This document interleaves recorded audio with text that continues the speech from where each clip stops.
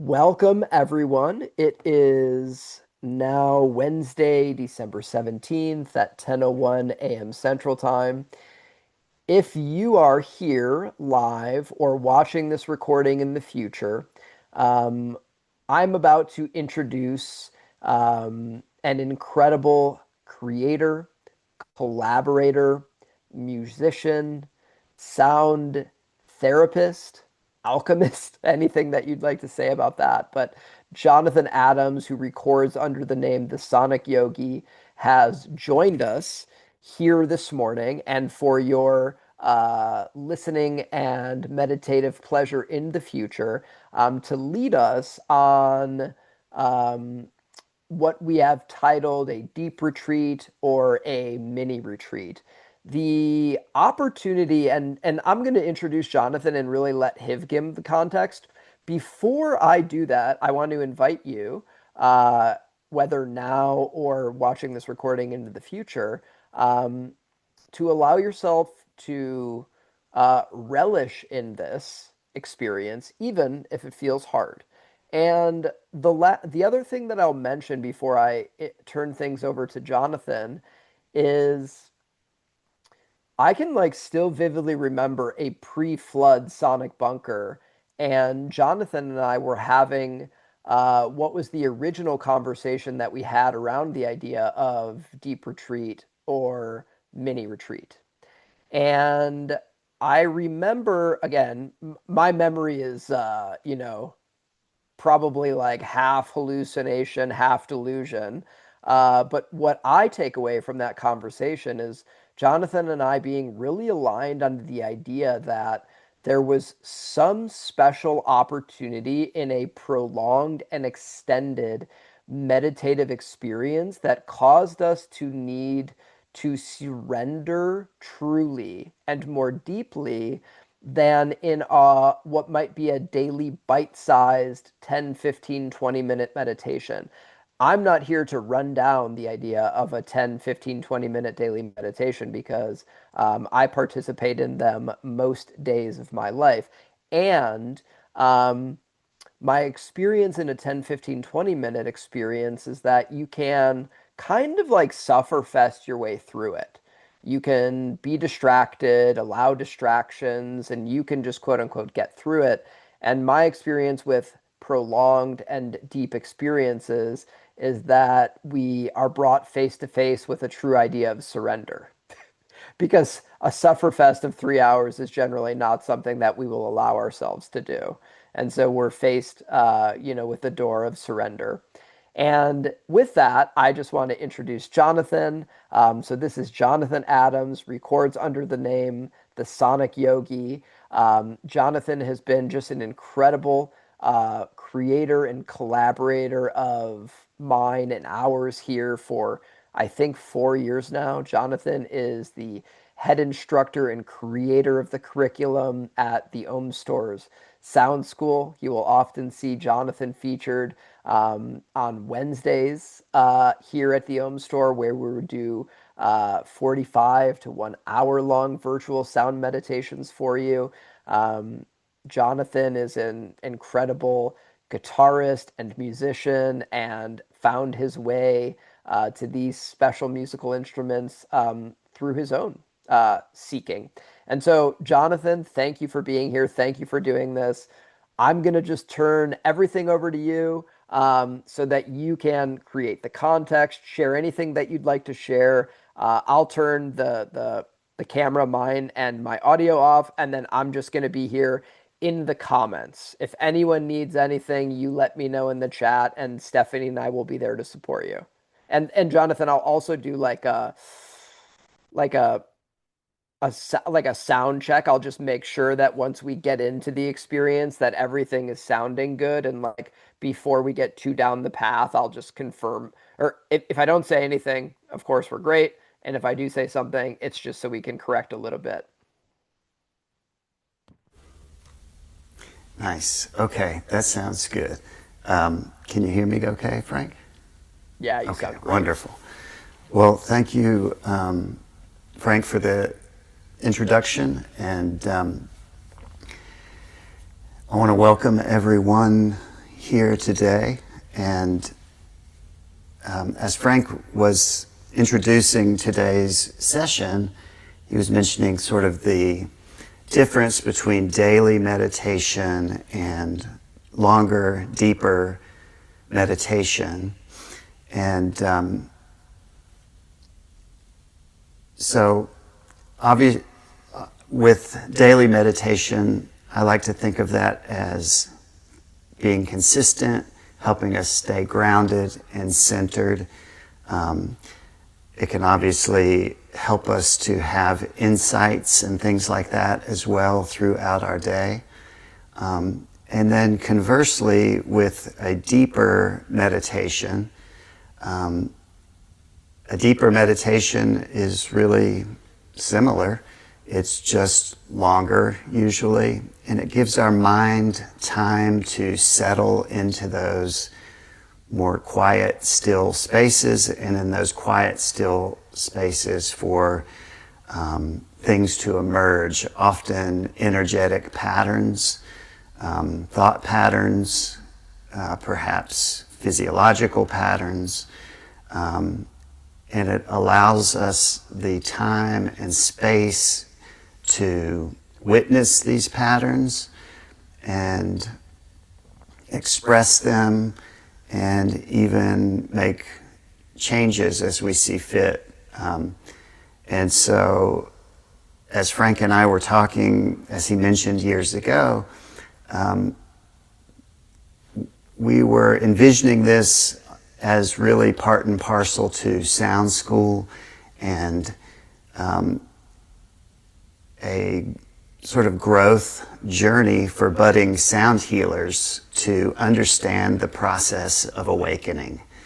And so we are awakening to those energetic patterns and allowing that space for change. And in that conversation, we were talking about how important, as an experiential component to being a sound healer, how important that experience is for each sound healer, each sound practitioner, to feel that sort of energetic opening, that opportunity to shift, and also the humbling nature of it. It's truly humbling to come face to face with our subconscious, maybe with some of our deeper patterns and even the essence of our own soul. And through that facing of that essence, we're also developing a deep empathy. Empathy not only to maybe suffering that we've caused ourselves through incorrect patterning or unnecessary patterning, but also empathy to understanding how that might manifest for other people. And of course, no two of us are exactly alike, but there also may be many commonalities in our experiences.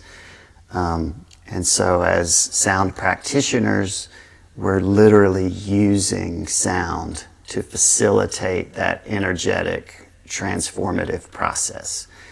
And so in today's experience, we are going to talk about that process. And so I'm going to talk for about 30 minutes, maybe a little bit longer, 40 minutes, and just go through the basics, sort of step by step of, how do we build those energetic patterns? How do we release them? How do we go through the transformative process? How do some of these practices also help to facilitate that transformation? And so whether you are an aspiring practitioner or perhaps already a practitioner, or perhaps you have no desire to be a practitioner, but you're just a meditator and interested in this idea of deeper meditation, hopefully today's experience will be helpful in that sense of understanding. And I would like to also say this is more of an intro to a deeper practice. And so when we get to the meditative portion, that will be, a little over an hour and a half long. And while that's a very deep practice and a long practice, it's also just an introduction and in a deeper practice to really manifest those layers of our mental and physical subconscious that might take several hours, perhaps an entire day, or even several days. And so in a retreat setting where you might travel to a retreat, you might want to take that time, that several days, to allow your mind, the body, to energetically open, to experience that opening, and then to process that opening.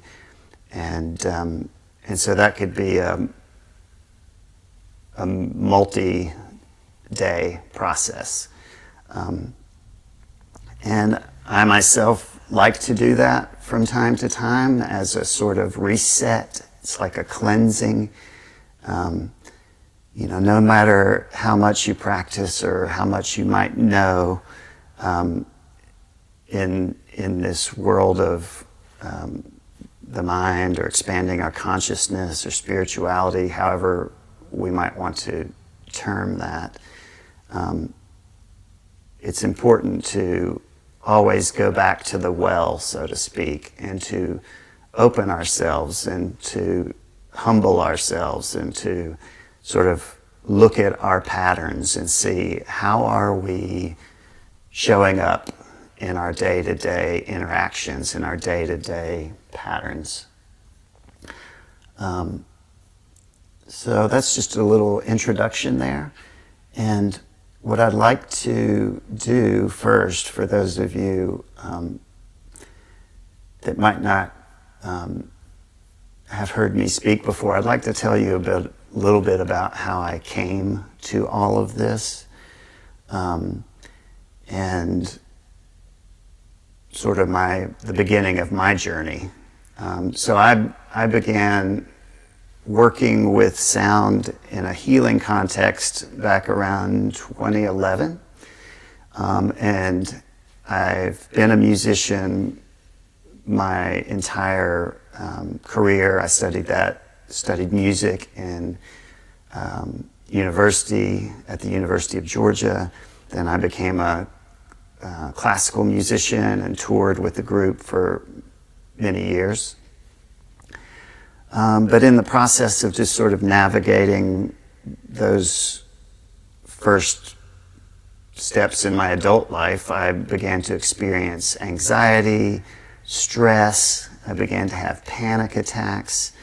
And that was really my introduction to noticing, hey, there's a problem here.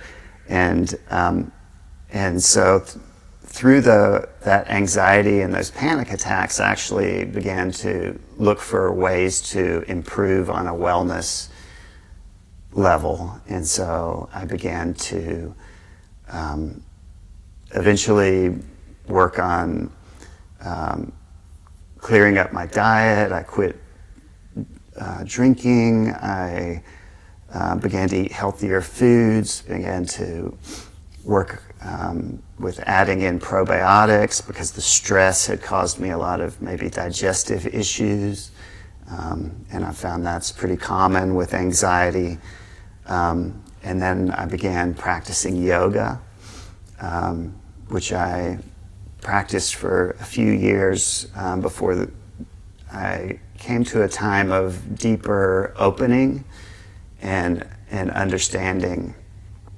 And so through those wellness sort of adjustments I was making, I began to feel a lot better, began to have less anxiety, less panic attacks. And then after about 2 to 3 years, I had more of that sort of anxiety arise. And it was in that deeper time of anxiety that was like an opening of the subconscious. And that was like an awakening for me. And so through that deeper experience of anxiety and inner understanding, ultimately, it helped me begin to look at these energetic patterns of cause and effect. And so everything has a natural cause and effect. And we can see that easily in an obvious way in the physical world, but maybe in the mental world we don't always see those natural patterns of cause and effect between the way we're thinking, maybe the way we're perceiving, and also how that shows up in our mind and in our body.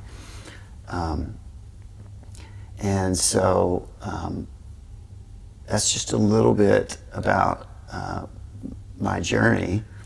And ultimately, I came to find sound, just sounds that we're listening to here today in the form of singing bowls, to be really helpful to calm my mind and to find that stillness, to turn down the rapid fire thoughts of the monkey mind, to help my body open up and release tension and stress, and then to begin to inventory my perceptions and my reactions to those perceptions and how those might be causing stress.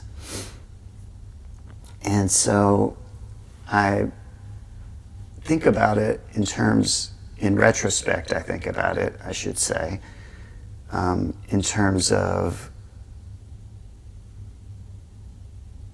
that we have two energetic bodies, or maybe two paradigms that we're setting up our energetic bodies. And what I mean by energetic body is our responses to our perceptions in the world and how those responses manifest physically. And so the two sort of energetic bodies, to put it into that level of simplification, I would say we have the energetic body of our ego, or what's called in yoga sometimes the false self, and then the energetic body of the true self, or the pure awareness. And so when I say ego or identity, we're talking about all of those energetic patterns that relate back to who we think we are or who we think we should be. And many of those patterns were established when we were very young, and they become some subconscious as we quit examining them. And they just become part of how we react to the world. And so that's how those patterns of subconscious stress are formed. So let me give you a simple example of what I'm talking about. So, and this is just a random example. So let's say that when you were very young, maybe you 2 or 3, you went to pet a little dog, maybe it was a Chihuahua, and that dog snapped at you. And of course you recoiled in fear. And what happened in that experience, as you recoiled, your body tensed up, your mind got stressed, and you experienced sort of a fear reaction. And after that initial interaction with the little dog, then maybe you started to form narratives. Maybe, perhaps, I might have told myself, well, dogs don't like me, or maybe this specific type of dog doesn't like me. And so I began to create a story around the physiological and mental reactions that happened in that moment. And so that becomes a subconscious pattern. And we store that pattern. And so in the future, we don't really think about it. We just have the automatic reaction when we see that experience presenting itself of, I want to avoid that, or I have tension or fear. And so it's important to notice that that was an interpretation of that particular experience.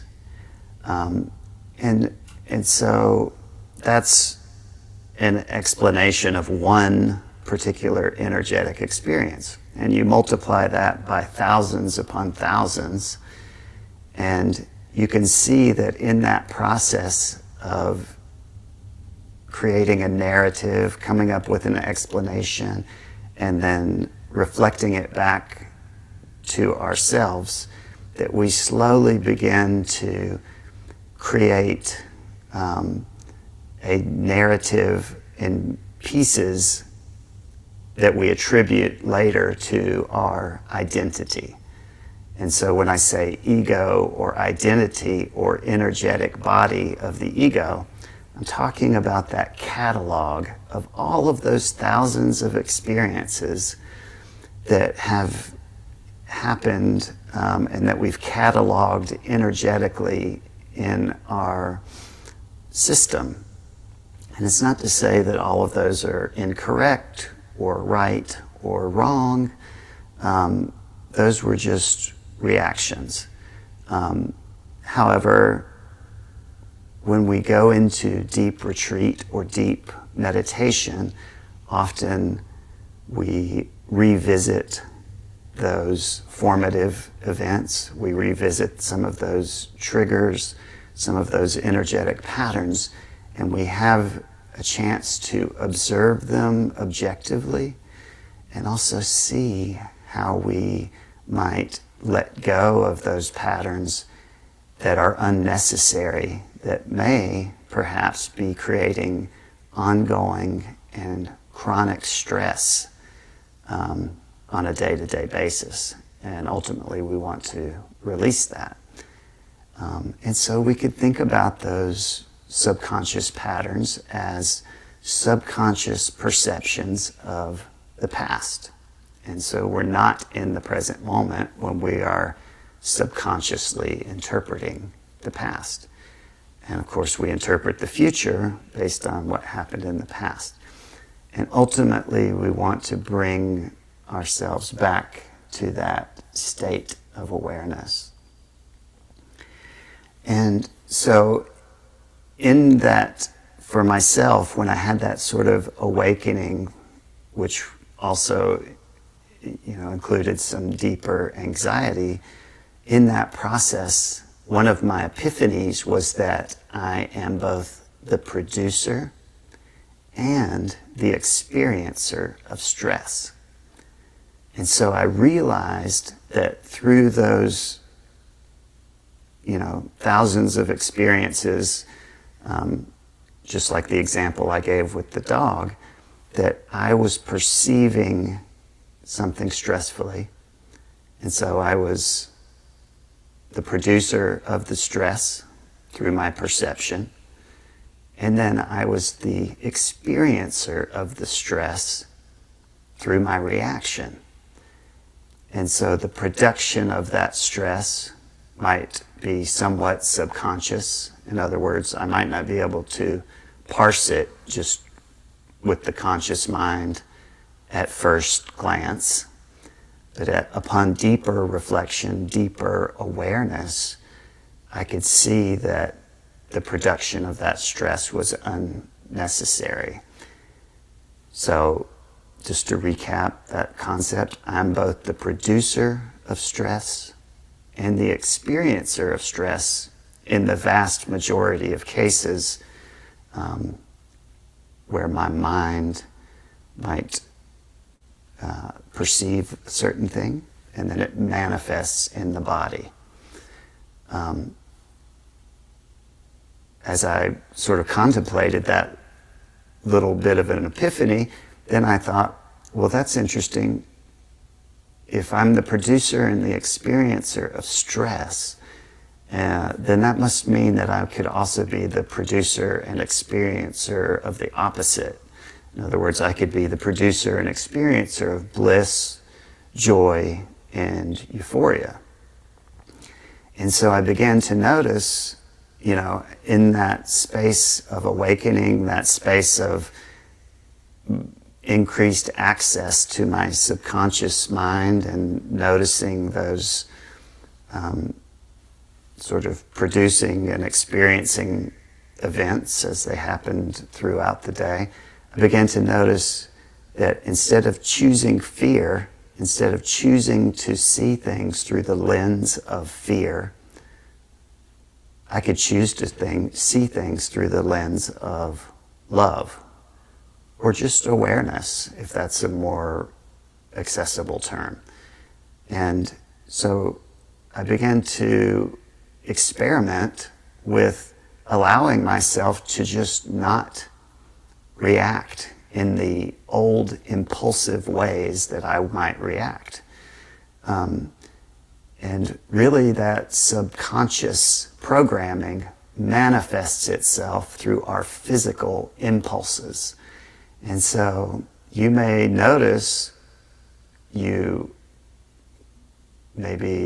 you're, I'm just going to pick a random example, maybe you're in a conversation, somebody says something that's triggering, and the next thing you know, you have this impulse of shame, or you have an impulse of anger, or whatever, and you feel like you need to react to those words in some way. And what I began to experiment with was that actually, no, I don't need to react. And I could just allow that impulse to pass. And every time I allowed one of those impulses to pass, and for myself to observe it more objectively, I began to notice a greater opening and a greater freedom. And it just felt actually freeing to not be bound and imprisoned by those impulses. And of course, a lot of those feelings of reaction were created by that sense of identity, who I thought I was or needed to be.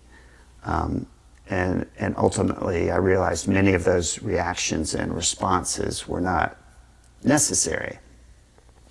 And so in yoga and Buddhism, as I've, grown in my experience over all of these years and began to study other traditions, this word samskaras came up, and samskaras is another word for those impressions, and so those subconscious sort of programs that are within our being.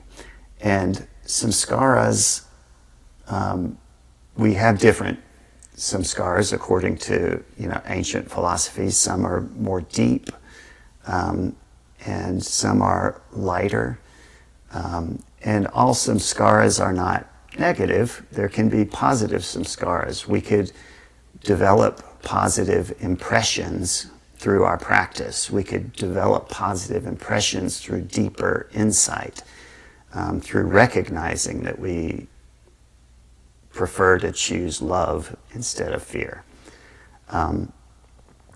But often we also might think of these samskaras in terms of those impressions that we want to clear and cleanse. And so those are those subconscious impressions. And in our deeper practice, we're allowing ourselves to really get at the root of those deeper samskaras. And so you could think of maybe 3 levels of samskaras. You could think of a samskara or an impression, almost like perhaps think about this analogy that you take a stick and you draw a line in the sand at the beach. And so as you draw that line isn't really etched very deeply in the sand, and the wave comes in and the sand gets moist, and that line just disappears and it becomes smooth just like the rest of the beach. And so that level of samskara could just be like a gentle trigger in the day that happens and you hardly notice it, and then you go about your day. Then we might have a samskara that's more like a line drawn in the mud. And maybe that mud then later dries and sort of cakes over. And so that's a little more etched. And that impression might stay there for weeks or months until the next big rain comes along and moistens the ground and sort of washes it over. And then that impression then sort of erases that line. And so those samskaras might be reactions that are more attributed to our identity.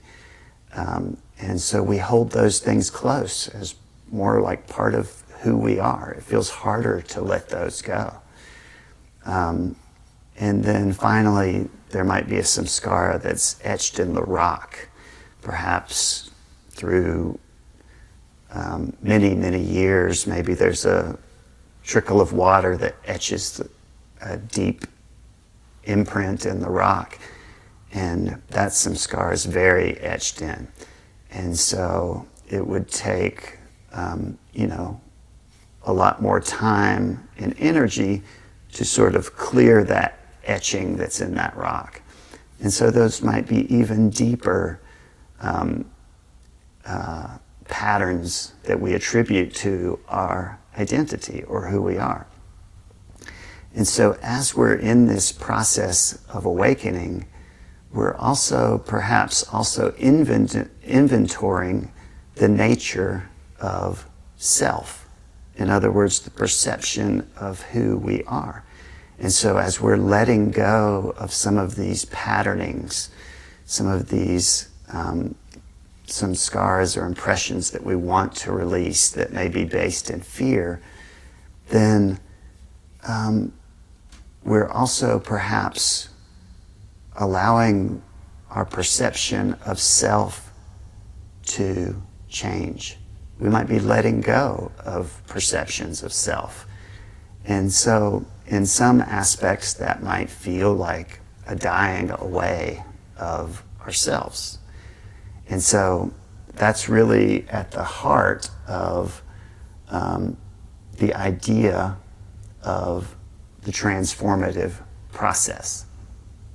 And we see this in various religious traditions throughout the world. We see this idea of dying to ourselves and being born anew. And sometimes that can happen in a big event. And a lot of transformation can happen at once. Sometimes that can happen over months and years. And so there are sometimes challenges in letting go what we think is part of us, even if it's causing suffering. And so that's where the humility part comes in as well. As sound practitioners, we're creating this environment where the body can relax. We're creating this environment where we can open up. Perhaps we can apply meditative techniques, and we can, in that space, provide a space for this opening up, for this noticing, for this increased awareness, and for this letting go. And of course, we can't really let go without humility. And truthfully, when that energetic space is arrived at, it does humble us. So not only is it important to arrive with humility, it's important to recognize that one will be humbled. And so whether we're on the sort of side of going through the transformation or on the side as a practitioner of offering a practice for transformation, it's important to arrive and show up with that level of empathy and humility about how humbling that process is of sort of deconstructing the self, releasing, and then also reconstructing the self, or even you could think of it as reparenting ourselves, or because many times in that humbling process we're getting down to the essence, our childlike self. And so sometimes we call that our inner child, but we're returning to that childlike space, analyzing those patterns that we formed in childhood, and then allowing them to be transformed by moving from fear to love, from tension to expansion. And so that is part of the process. And of course, when we're in that process, it can be sometimes not super pleasant, but it's always pleasant on the other side. And so it's very analogous to the psychedelic process. That seems to be getting a lot more attention these days in scientific writings, and there are more things coming online with psychedelics in the therapeutic space. And psychedelics in some way do the same thing that meditation and these energetic practices like singing bowls do. They open us, but sometimes they can be more intense and things like that. The beauty of meditation, deep retreat, and things like sound practitioner, sound practice, is that they can be gentle, and because it requires an investment of time, it's over time that we can sort of navigate those openings and those changes. And so it doesn't happen all like at once. It's more like a gentle opening of that flower, so to speak, the flower of consciousness. And so that gives us some space. And so I want to talk just briefly about the breath, and then sound, and then we'll take a little break and we'll get into our meditation practice. And so let me talk about that in the next little segment here. So first, let me talk about sound. And I assume many of you know this, but I'm going to give you 3 aspects of a sound practice and how it can affect our mind and our body. So, number 1, these sounds produce oscillations. And so, do you hear that whoa, whoa, whoa, whoa sound?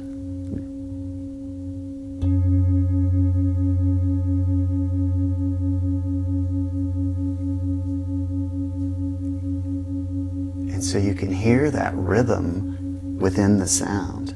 Let me play that again as we listen.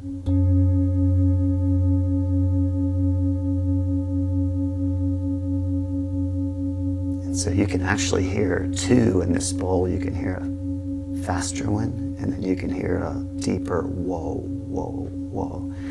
And it's those oscillations or those rhythms that help our mind begin to relax. And so when we hear those, it helps our brain waves begin to slow down. It helps our brain waves begin to move into those meditative spaces. And it helps our mind begin to become calmer. And so when we're overthinking, we're in our identity too much, the natural tendency is that we have that monkey mind. We're analyzing, we're thinking a lot, and that's a lot of mental noise, but it also spins up our nervous system because our physiology is reacting to all of that. And so as our brain waves begin to relax into those meditative spaces, as we listen to these sounds, the mind begins to quiet, and we begin to also relax and release. And our brain waves, our heartbeat, and our breath are all connected in the nervous system. And so our physiology even begins to quiet and release.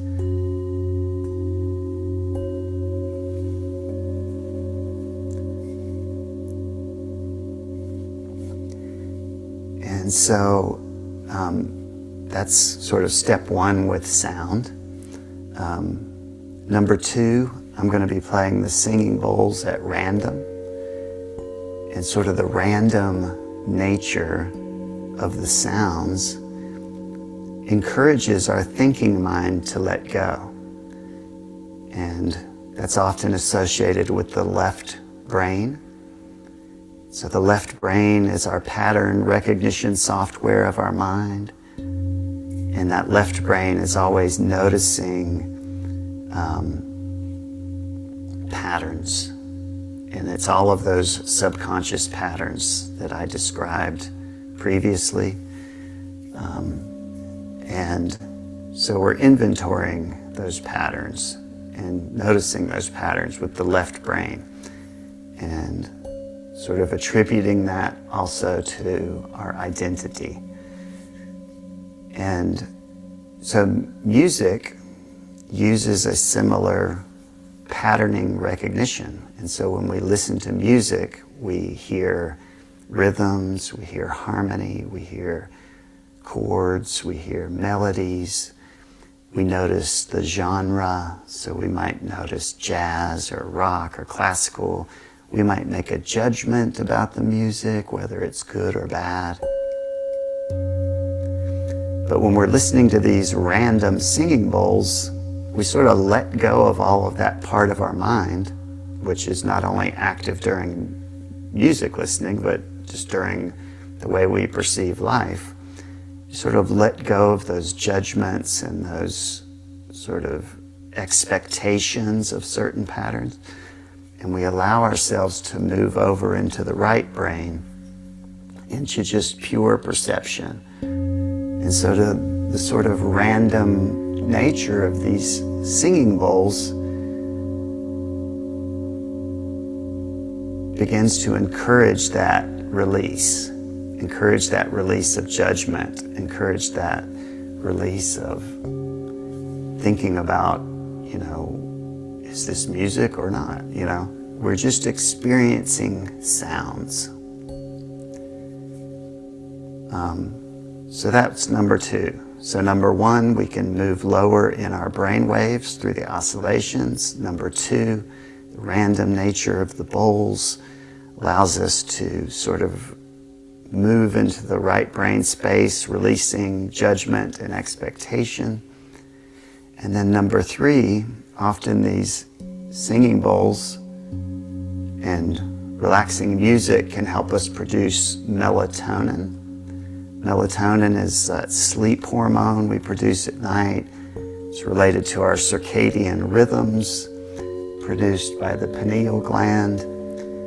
And as we release melatonin at night, it also helps us to move from the active brain waves to the more meditative brain waves, and then eventually into sleep. So there's a sort of neurochemical process happening there too that helps us to move into that meditative space. So next, we'll talk briefly about the breath, because we're going to use the breath quite a bit in this practice. The breath modulates our system in many ways. So there's 3 ways that our brain is impacted by the breath. Number 1, our hippocampus, or our memory center, where we process memories, can be affected by the breath. And of course, memory is connected to all of those subconscious patterns we've been talking about. And also the amygdala next is another part of the brain. That's our emotional center and processes fear and stress processes. And so the rhythm of the breath is affecting these different areas of the brain. And then finally, there's a thing called the piriform cortex, and that's deeply linked as well to memory and emotion, and our sense of smell. And so there have been many studies done about how the rhythm of breath may affect processing of fear, anxiety, even trauma. Professor from New York Medical College, Patricia Gerbarg, did a study where they were studying people with PTSD, and even people that had experienced thoughts of violence and things like that. And what they found was that by modulating the breath, that the breath modulated those processes of fear and also emotion. And so it's been well established that certain patterns of breath relate to certain emotions, certain states of being, and that certain patterns of breath help us to relax and release. And so today we're going to work on a few aspects related to that. First, we're going to work on the ratio of the breath. In other words, the inhale to the exhale. And so we're going to try to elongate the exhale and make that a little bit longer. And what that does is it sends a signal to our nervous system to relax and release. So when we finally get some release or relaxation or relief, what do we often do? We breathe a sigh of relief. So we go, ah. And that sigh of relief is a longer exhale.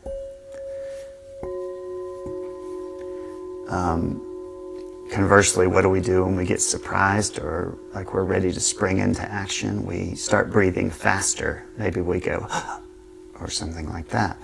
And so that is sort of the opposite. So that pattern of breath is signaling,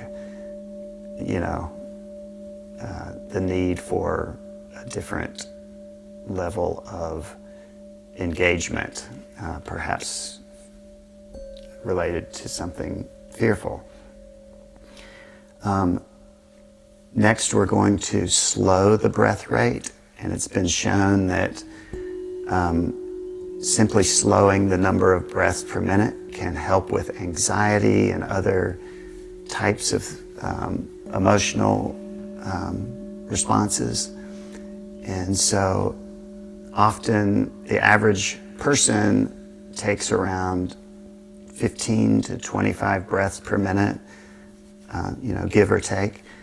And in these slowing breath practices, we want to perhaps slow that down to 10, 8, 6, 4 breaths per minute. And so by a breath, I mean an inhale and an exhale cycle. So for example, if you inhaled for 4 counts at 60 beats per minute and exhaled for 6 counts, then that would be a total of 10 counts. Inhaling 4, exhaling 6. 4 plus 6 is 10. And so 10 into 60, if we're using 60 beats per minute, that's 60 seconds in a minute. And so 10 into 60 is 6 breaths. So that would be 6 full breaths per minute. And then finally, we're going to work with breathing through our nose. And there's been a lot of study about just simply breathing through the nostrils as opposed to the mouth can have a lot of physiological benefits. Our nostrils are designed to help us produce nitric oxide. Nitric oxide helps us to relax. It helps the blood vessels to relax and release constriction. And so in our breath practice today, we'll work with breathing in the nose and out the nose. And so by working with the breath, we're working with sound because we're working with frequency and we're working with rhythm. And remember, sound and frequency are rhythm. Frequency is simply how frequently something happens. And so that's describing rhythm. Conversely, our bodies work according to rhythm. So our breath is a rhythm. Our heartbeat is a rhythm. Our brain waves are a rhythm. And so as we work with sound and breath, we're also working with frequency, or how frequently something happens. And so we are literally modulating or adjusting our system with rhythm and frequency. And it's in that adjusting that we're allowing it to relax, to open, to release, and to modify. Okay, finally I want to mention, as we move into deeper practice, often in ancient traditions, there are moral or ethical guidelines. And why would that be? Well, it's because we are touching those deep aspects of ourself. We may be touching fear. We may be touching some traumatic memories. We may experience anger. As we experience those memories, we may have some negative emotions. And so it's important to also perhaps notice that we need to approach this with a certain ethical framework before the outset. And so in yoga, there's a concept known as ahimsa. And ahimsa means to do no harm. And of course, we want to apply that in our everyday life, but I feel that it's especially important as we move into deep practice that we also keep that in mind, because we may face those deeper negative emotions. And especially in a very deep retreat, like multiple days. And so perhaps not in today's practice, but perhaps some emotions will come up, perhaps maybe the need to release through crying or expressing some energy, but we always want to do that with this feeling of ahimsa, which is to do no harm. So to do no harm to ourselves, of course, and to do no harms to others or other living beings. And that sort of concept is mirrored in Buddhism, as you know, in this idea in Buddhism of 5 precepts. And in other words, moral observances. And those moral observances: to not kill, to not steal, to not lie, to not harm any beings, and so forth. And so similarly, we make those moral and ethical observances. And of course, it's also important to set our intention. And so Frank asked in the beginning, what is your intention for today? And I noticed some folks stating their intention in the comments and in the chat. And so also go ahead and set your intention. And an intention is the recognition that it's not a goal. An intention is not a goal. It is more like a North Star. It's like something that guides our process. And all of this, as you may have started to notice, is about a process. We're talking about physiological processes. We're talking about reactions to perceptions. We're talking about how our nervous system works. We're talking about how we can release and relax and open ourselves.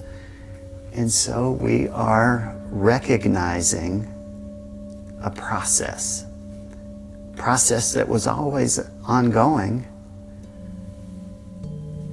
but perhaps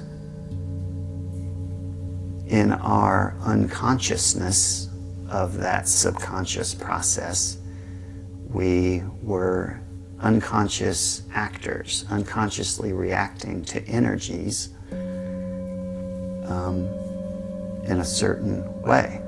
And so as we quote unquote awaken, or maybe enlighten ourselves to some degree, as we enlighten ourselves, we not that we are the ones doing the enlightening, we're just opening ourselves to that process. We are recognizing the subtle aspects of process. And so intention, by setting our intention, we're not saying we're definitely arriving at this goal. We're saying my intention is to undergo this process with love, for example. In other words, I'm going to take the actions with these intentions. I may not be in control of the outcome, but I want to always be very mindful and noticing of my intention and take the best actions that I know how to take to express that intention.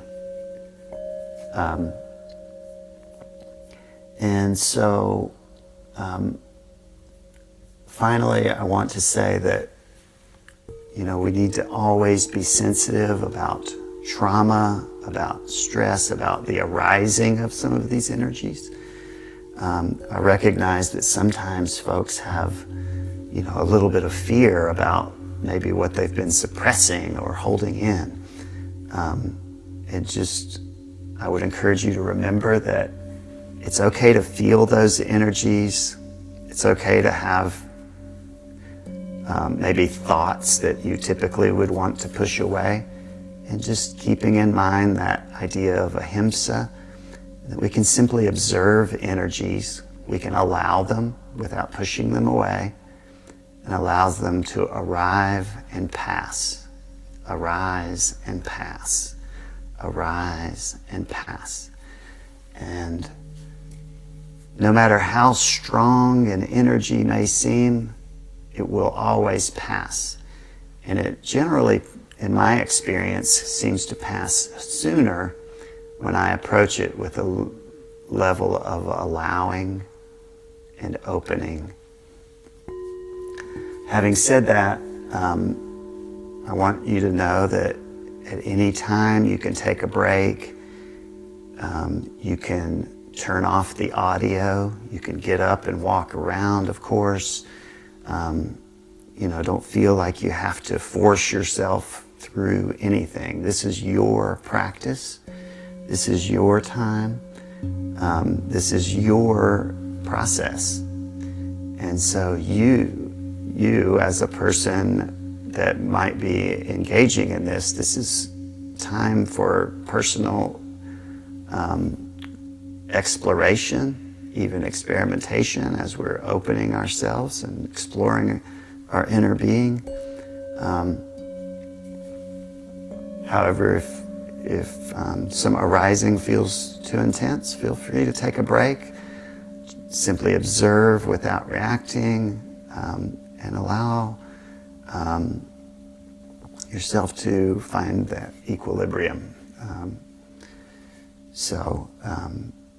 Always feel free to do what's best for you.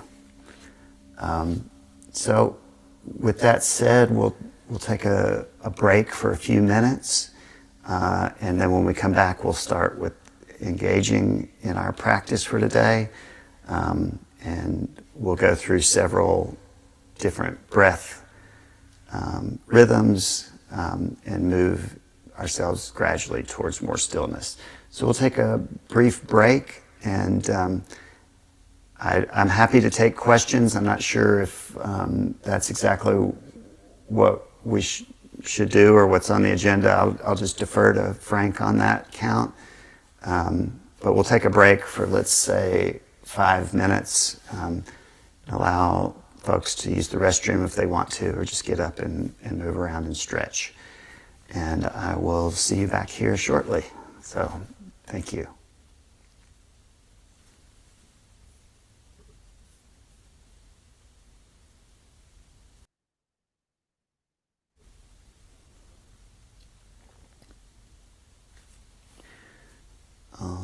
Can you hear me, Frank? Mm-hmm. So I wasn't sure if you might like to take questions or how to approach it. Just take some questions for a couple of minutes now. Okay. Yeah, Sure. yeah, I think so. So we'll aim for like 11:08 or 9 to kind of re-begin. Does anyone have questions? The best way to communicate them to us would be to let us know in the chat here. Although I guess there is a Q&A function here, but no worries. Put them in the chat. And Jonathan, can you see Tyler's got a question? Oh, maybe this. I mean, I'd be interested in your idea on this, Jonathan.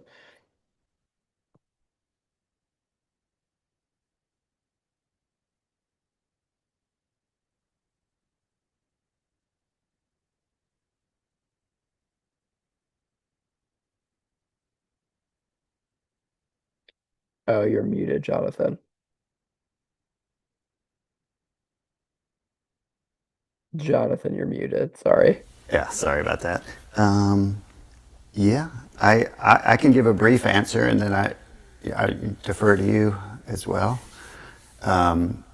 So the crystal bowls are of course made from glass crystal, and crystal bowls are manufactured, and so they typically, because of the material and how they're manufactured, they can hold a very specific note.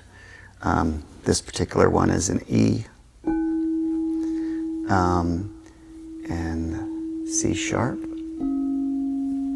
And so the crystal bowls are very centered on the note, whereas a metal bowl is not manufactured with the goal of arriving at a particular note. They just sort of arrive at the note they happen to arrive at. And so I choose the metal bowls, have to pick through several to find the note that I actually want. And Frank and the Ohm store actually do that for you, so you can purchase bowls that are pre-selected. And then the metal bowls also create more oscillations. So as you heard, like with this larger bowl, there was multiple oscillations in the bowl. So there might be a slow wah wah wah, and then there might be also faster wah wah wah wah wah wah wah. So you can hear that more in the metal bowls. So I personally think of the metal bowls as being a little more rich in terms of overtones and oscillations, and then the crystal bowls as really being honed in on that note a little more specifically. So they both have their sort of purpose and best practices, I guess you would say. And then, yeah. Yeah. Tyler, that's a really good overview. I would say, so I'm going to try and say things that you couldn't know if you just like Googled, like the difference between metal and crystal singing bowls. I'm going to try and give you like some real different perspective. First, in my experience, you will either see what you see in front of you right now with Jonathan or the inverse of this. Meaning, in all of the people that I've ever participated in with sound baths or sound therapy or sound healings, it's often this or the inverse. And what I mean by that is there's like a big collection of metal bowls and then some crystal complements, or the inverse. It's a collection of crystal bowls and some metal or bronze complements. Our good friend Jennifer Vu, who is a Austin-based sound healer, uh, practices the inverse of this. She has largely frosted crystal singing bowls, alchemy crystal singing bowls, and then 3 to 5 complementary metal bowls. So that's one thing that I will say is eventually, if this pursuit draws you in sufficiently, um, my humble prediction is that ultimately you end with both because as you end up with both because as Jonathan mentioned, they're it's a disservice for us to think of them as the same musical instruments because they're both called singing bowls. I wish I could go back to like sometime in the past and name them different things. I would name them like metal bell resonators and like crystal sine wave sound generators. They're just different. They behave differently. And so they offer different and complementary, in most of my experience, sound patterns and sound output. There's a practicality that I think maybe you won't read about on the internet. The practicality is it's much easier if you're going to transport these. It's much easier to transport metal bowls than it is to transport crystal bowls. Metal bowls are much practically like safer and free from breakage as crystal bowls. In fact, we know that crystal bowls break so much that when we sell like a 9 bowl set, we have an oopsie policy where it's like we pretty much know you're going to break one in the first year, and so we'll actually replace one for free for you. And so those are practical considerations. If you're going to be traveling with them, metal bowls, bronze bowls are highly durable. Um, and crystal bowls are a little bit more challenging to travel with. And for example, a flood hit Hunt, Texas, where we had 500 singing bowls in July, and any crystal singing bowl that was not inside of a padded case was broken, and only like 4 of the 500 metal bronze singing bowls that were swept away in a flood actually experienced like a catastrophic break, which I would describe as like a crack that went all the way through it or a hole. I'm going to stop expanding because this is our time for deep retreat. If you'd like to speak with us, Tyler, email us at hello@theomstore.co. And we would love to have like an extended dialogue with you about these. Um, Jonathan, if you'd like, maybe just pick up on Cheryl's question, grounding meditation and spirit meditations, and then I think we should get back into it. I probably took us on too long of a diversion. Let's see. No worries. Let me just, I'm reading Cheryl's question now.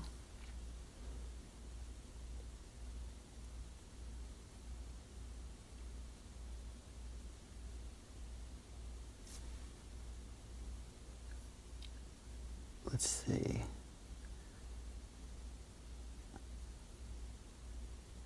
Oh, I was reading a statement from another Cheryl.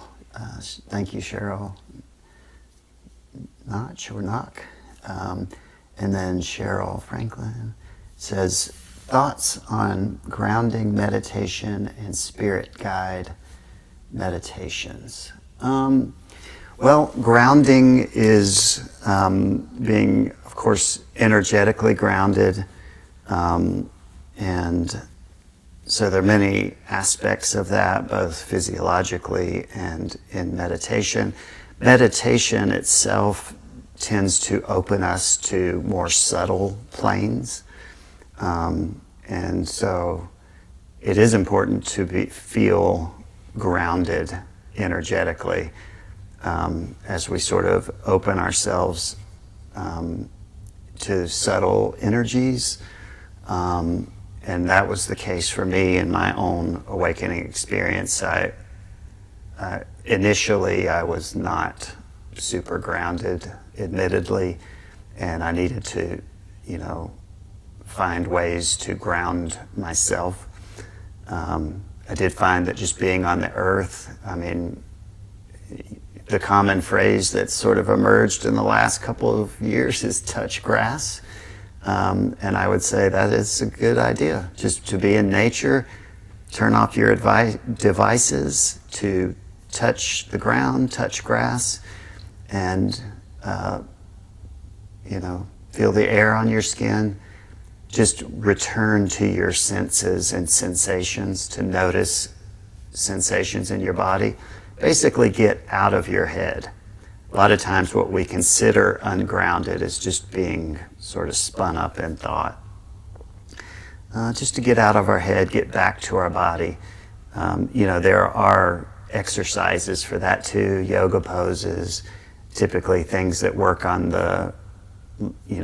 your legs as well. That can help to expend some energy.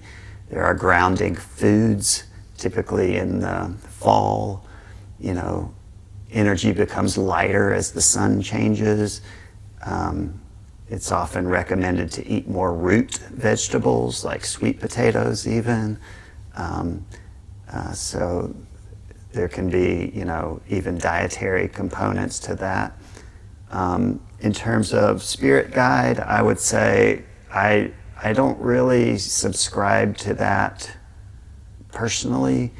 I think of just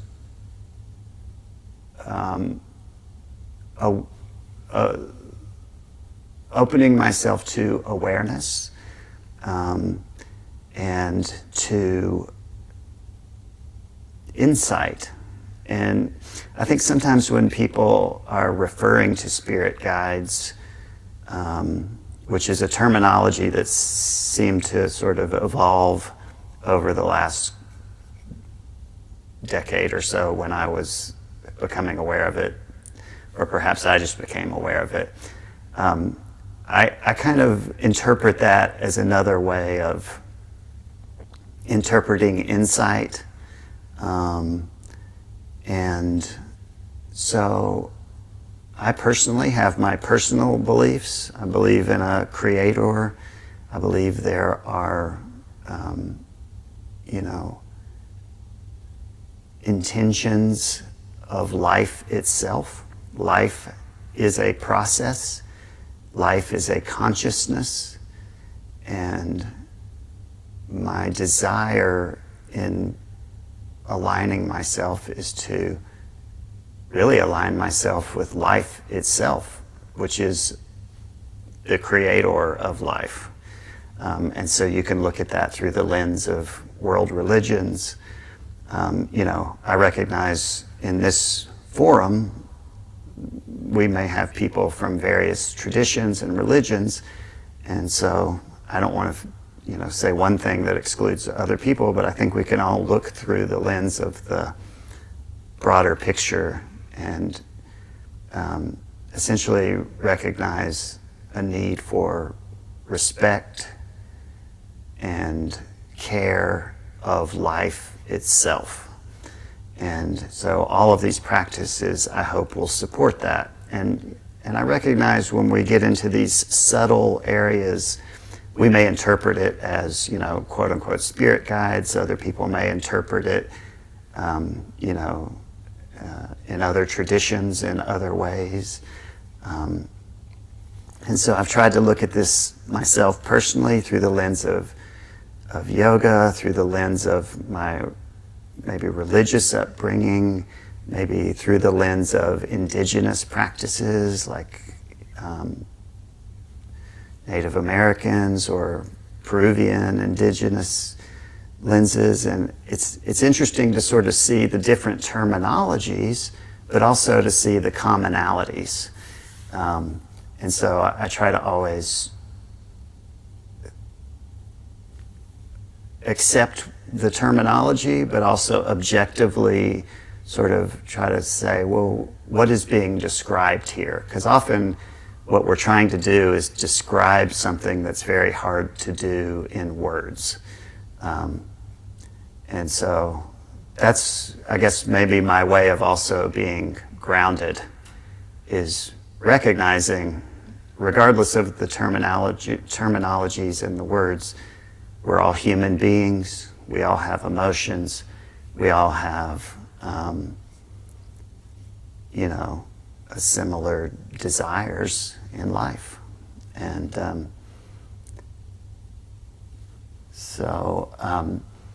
ultimately we want to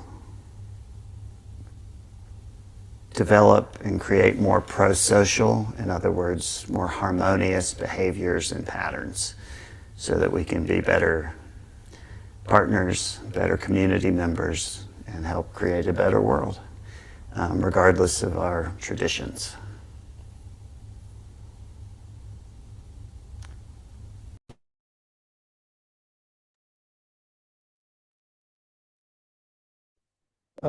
And then Jonathan, I think I just see a question from Tammy, and the other the other things here. And I think what would be great maybe is with if we transition to um, the meditative aspect of things with a request that you inform our live participants about how they can best experience it in terms of everything. I know we spoke about intentions, but also practical matters like uh, sitting, lying down, anything that you think would be great. But I think this would be a good time to do that. I see no other questions other than some questions about that, about getting ready for the experience. Okay, that sounds great. I will kick off with talking about those practical matters, and then just head into the experience, which will be roughly 90 minutes. And so, yeah. Okay, awesome.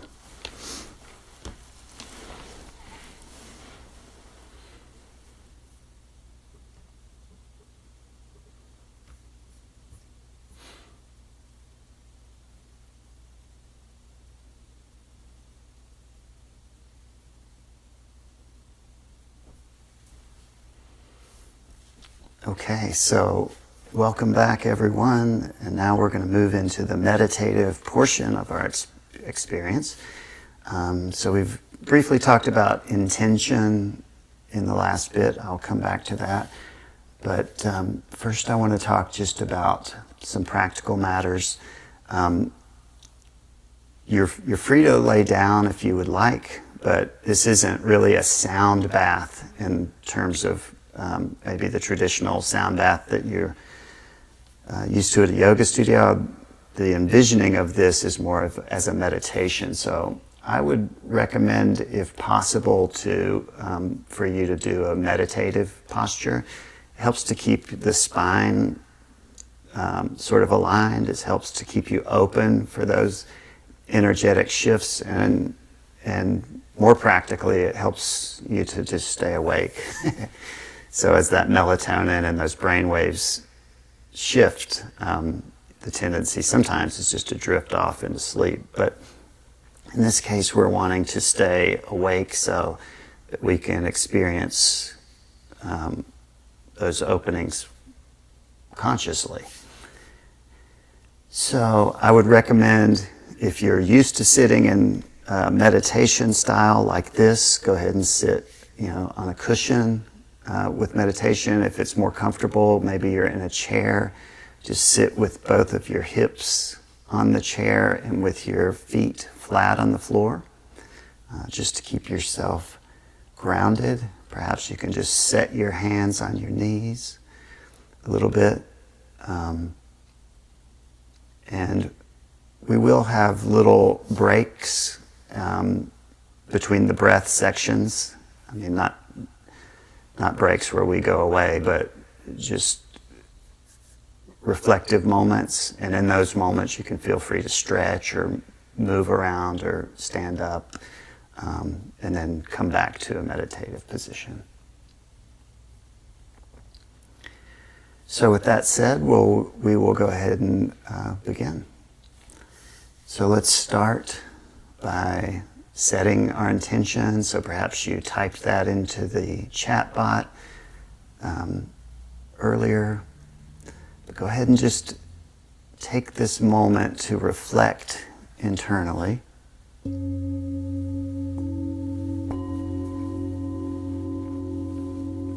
Go ahead and think about the intention that you'd like to set. What's your intention for the practice?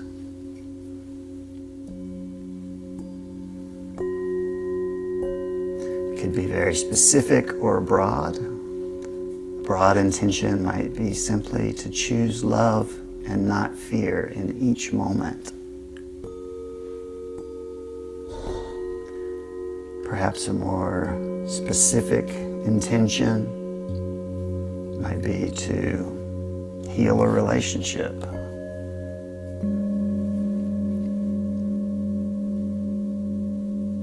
Or something along those lines.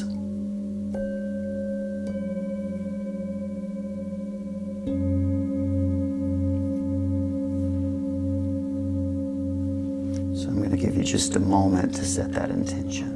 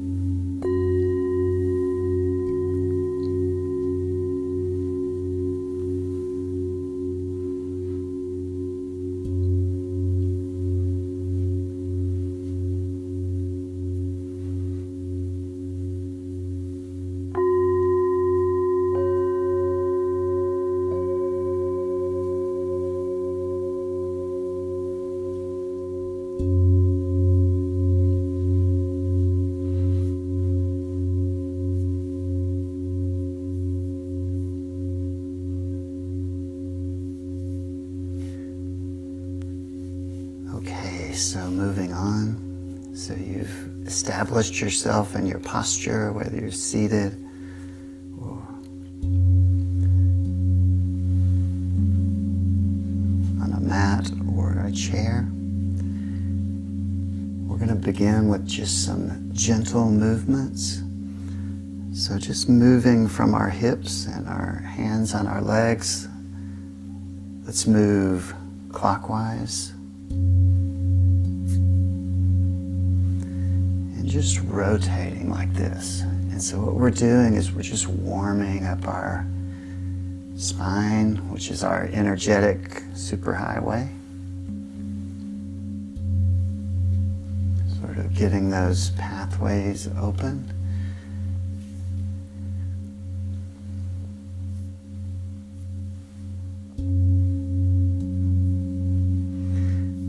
Now move counterclockwise a little bit.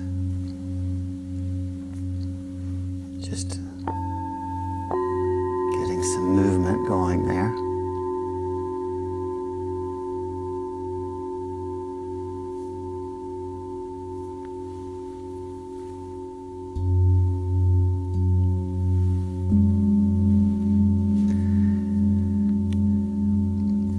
Next, we're going to do some sort of seated cat-cow. If you're not familiar with what that is from yoga, we're going to basically inhale and expand the chest, sort of pulling back the shoulders. And then we're going to exhale and sort of pull in the abdomen and stretch out the shoulders. So inhaling, stretching out the chest, and exhaling, stretching out the shoulders, pulling in the abdomen. Let's just do that several times. Inhaling and exhaling. That's good. Inhaling and exhaling. And so we're just sort of opening up that space within ourselves.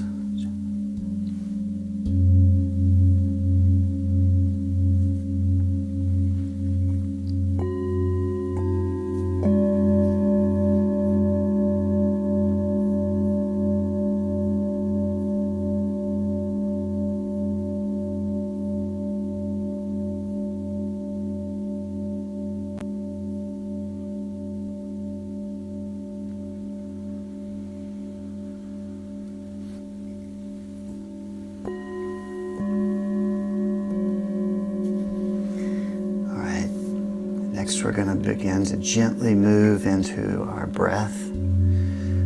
Let's begin just by taking a deep inhale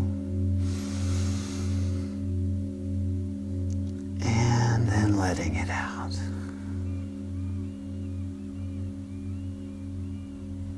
Taking a deep inhale through the nostrils and then exhaling.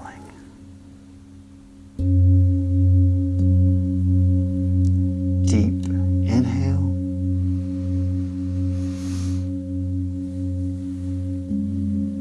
and exhale.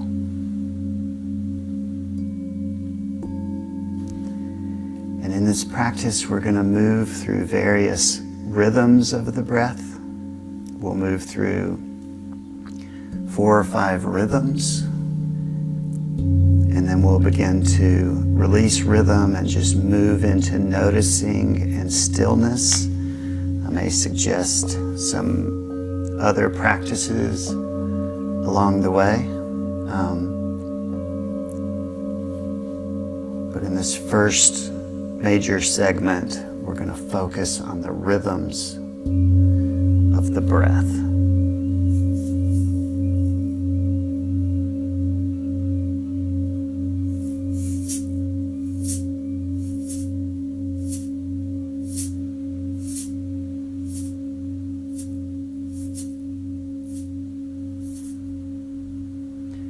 So I'm going to use these shaker sounds as well, which will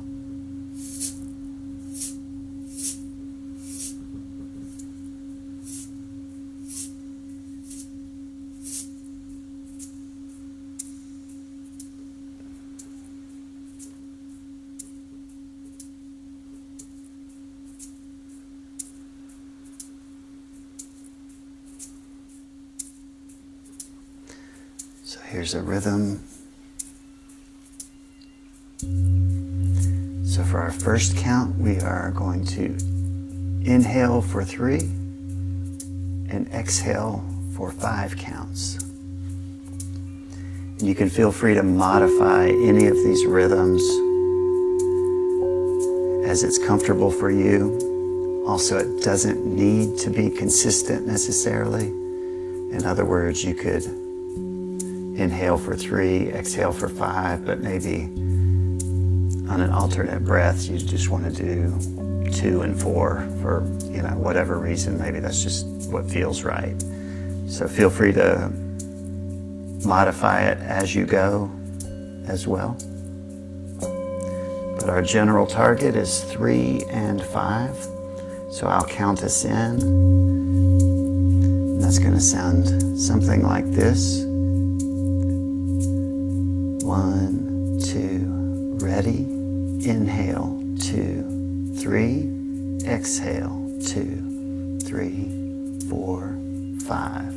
Inhale, 2, 3. Exhale, 2, 3, 4, 5. Inhale, 2, 3. Exhale, 2, 3, 4, 5. Inhale, 2, 3.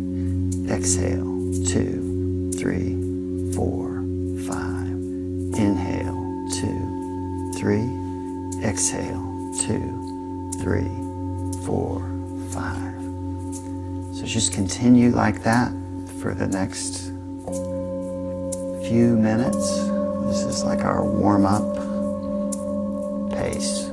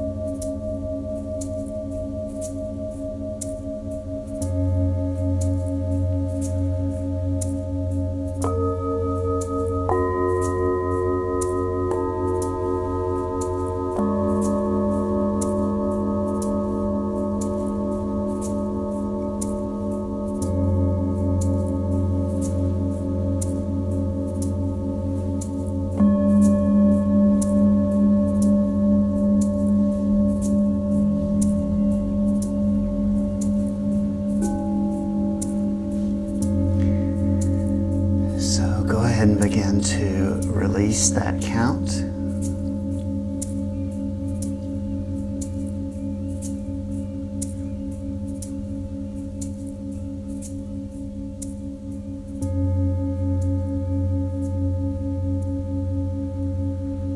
And just breathing in through the nostrils and out through the nostrils. Just notice the sensation of that breathing through the nostrils.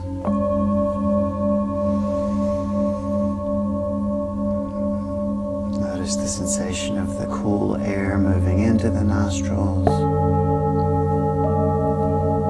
and then that perhaps slightly warmer air on the exhale.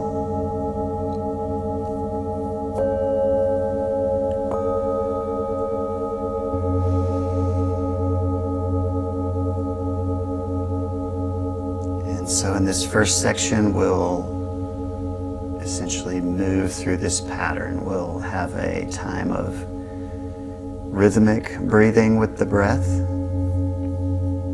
gradually slowing those breaths per minute and changing the ratio of the breath. And then we'll move to simply noticing the breath, tuning into that space of stillness within our nervous system that we're cultivating as we gradually modulate our system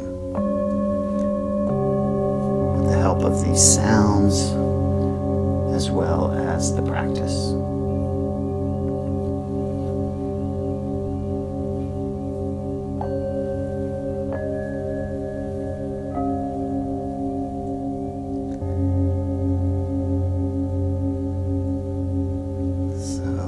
Deep breath in together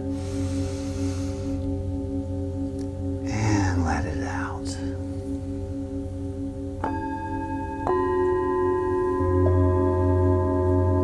So next we'll move to a count of inhaling for 4 and exhaling for 6. So I also want to mention that you can feel free to stick with the counting of the numbers, or if you'd like, I can give you an alternate phrase that will do that work as well. So instead of 1, 2, 3, 4 on the inhale, you could think, I am here now. And then on the exhale, you could think, perhaps, I am peace now, which is 4 counts. And then for the last 2 counts, which brings us to 6, simply, I am. So on the inhale, I am here now. On the exhale, I am peace now, I am. Or feel free to just stick with the numbers, whatever you prefer. By giving our mind something to focus on, like the count, it's almost like a mantra as well. We are giving that thinking mind something to do, something to concentrate on, which also begins to reveal the stillness of our mind.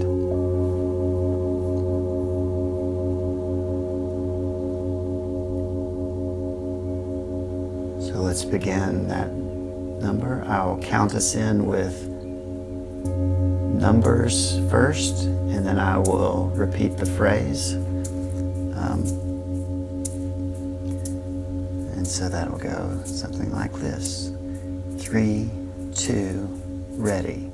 Inhale, 2, 3, 4.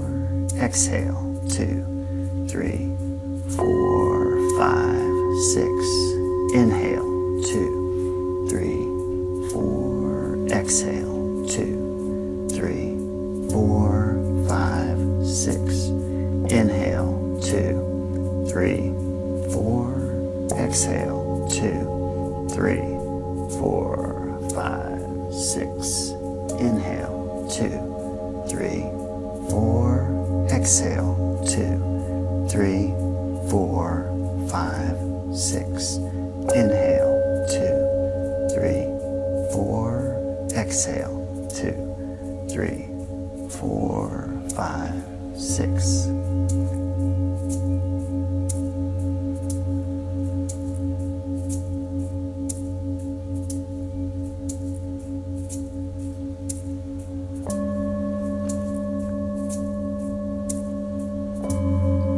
Or with the words, I am here now.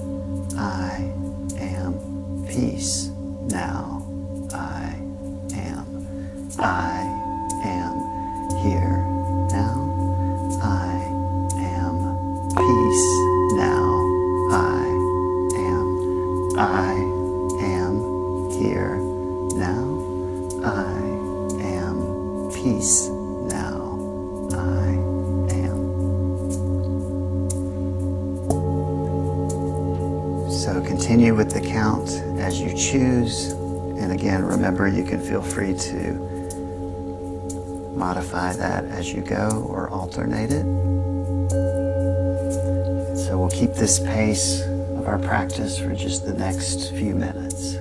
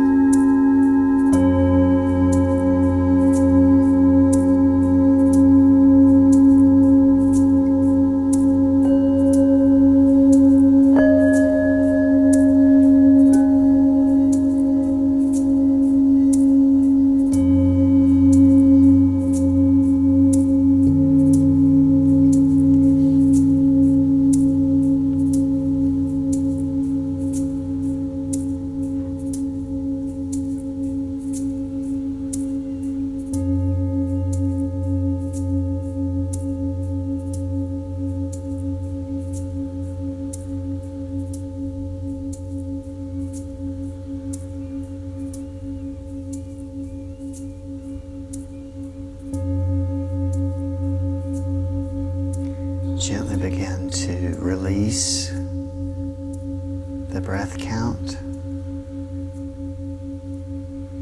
and simply return to noticing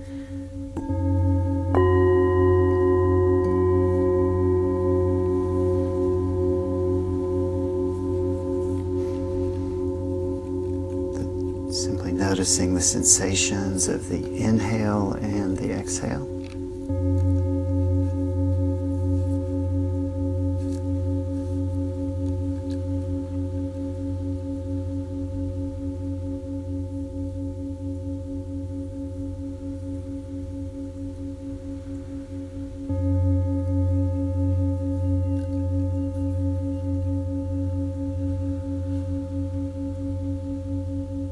Noticing that stillness that's been cultivated.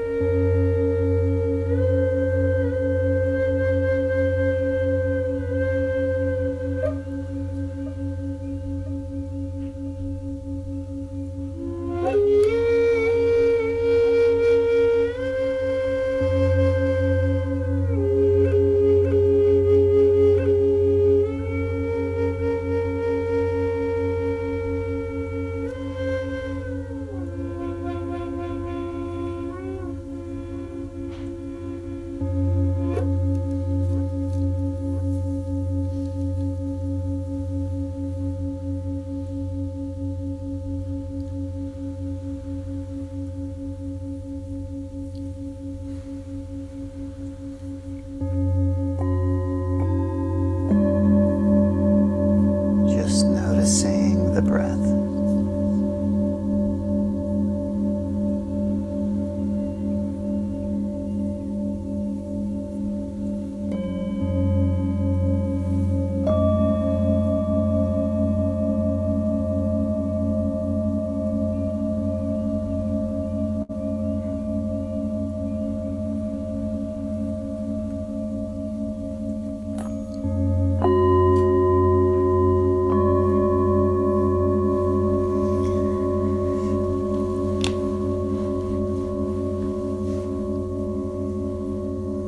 Next, we'll move to our next breath count, which will be an inhale of 4 counts and an exhale of 8. So again, feel free to use the count, counting the numbers or the phrase. And in this instance, we'll have 2 counts of 4 on the exhale. So we can use the phrase, I am peace, I am love. So the inhale will remain, I am here now. The exhale will be, I am peace, I am love.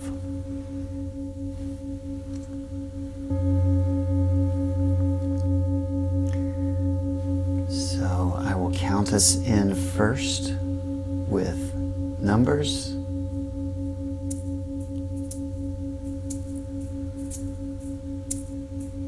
And then we'll move. Then I'll count the phrase as well, just as an example. So beginning here. 3, 2, ready. Inhale, 2, 3, 4. Exhale, 2, 3, 4, 5, 6, 7, 8. Inhale, 2, 3, 4. Exhale, 2, 3, 4, 5, 6, 7, 8. Inhale, 2, 3, 4. Exhale, 2, 3, 4, 5, 6, 7, 8. Inhale, 2, 3, 4. Exhale, 2, 3, 4, 5, 6, 7, 8. Inhale, 2, 3, 4. Exhale, 2, 3, 4, 5, 6, 7, 8. I am here now. I am peace now. I am love now. I am here now. I am peace now. I am love now. I am here now. I am peace now. I am love now. I am here now. I am peace now. I am love now.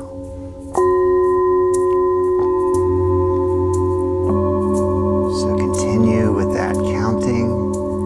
Again, remember you can feel free to modify the pace on alternate counts if you choose. And we'll continue with that for the next few moments.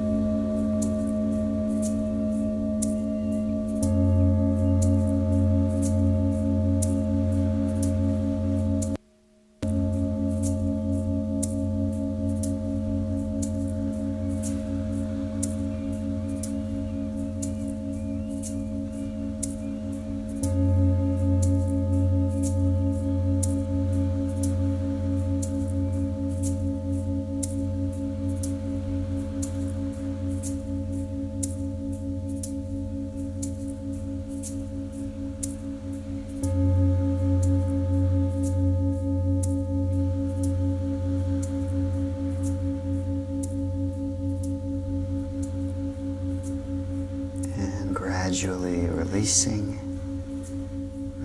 the count, and just returning to focus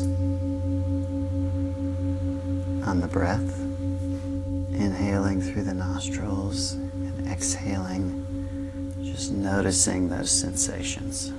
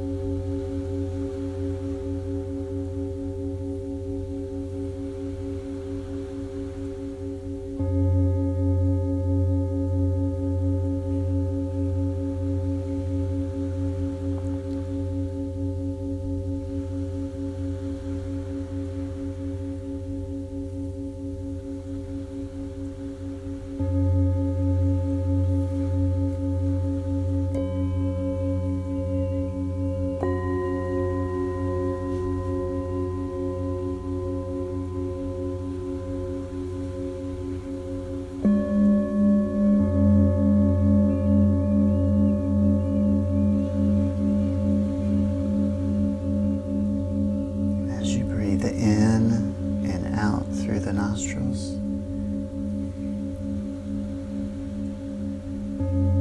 Begin to notice this stillness you're cultivating.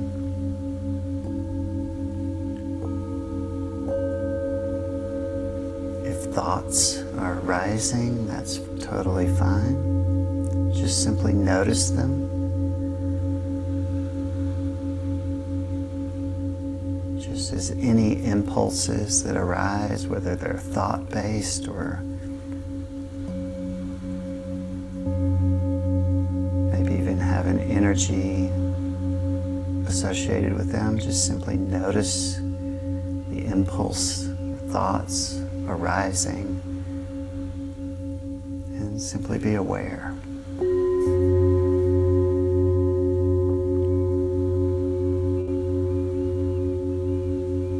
Focusing on the breath, inhaling and exhaling through the nostrils.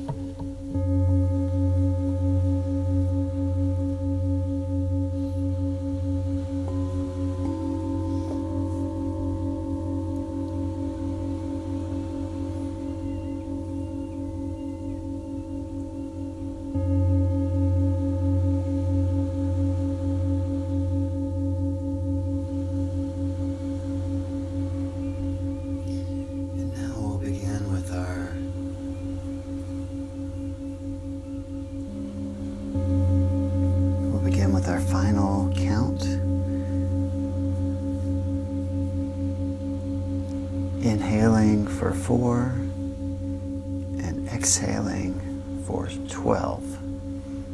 And if this is too much, again, feel free to fall back on your earlier counts if you prefer to do the 4 and 8 or the 4 and 6. Feel free to modify as you choose. No reason to overly exert yourself if it's not comfortable. So just use your comfort as a guide. And this time we'll have 3 counts of 4 on the exhale, so we can have 3 of those phrases. And so on the exhale, we'll say, I am peace now, I am love now, I am joy now. Or feel free to choose any affirmation that you choose, that you like. So I'll count first with the numbers, and then an example with the phrases.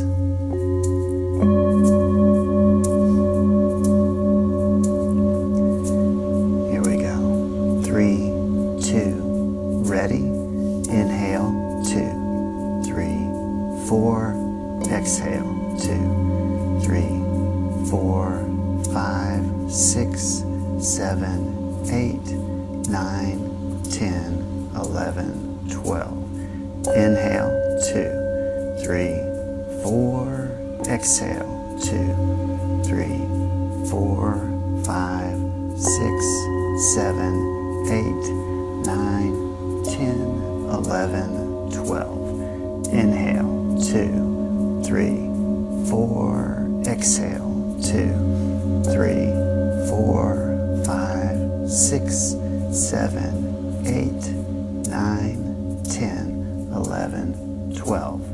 Inhale, 2, 3, 4. Exhale, 2, 3, 4, 5, 6, 7, 8, 9, 10, 11, 12.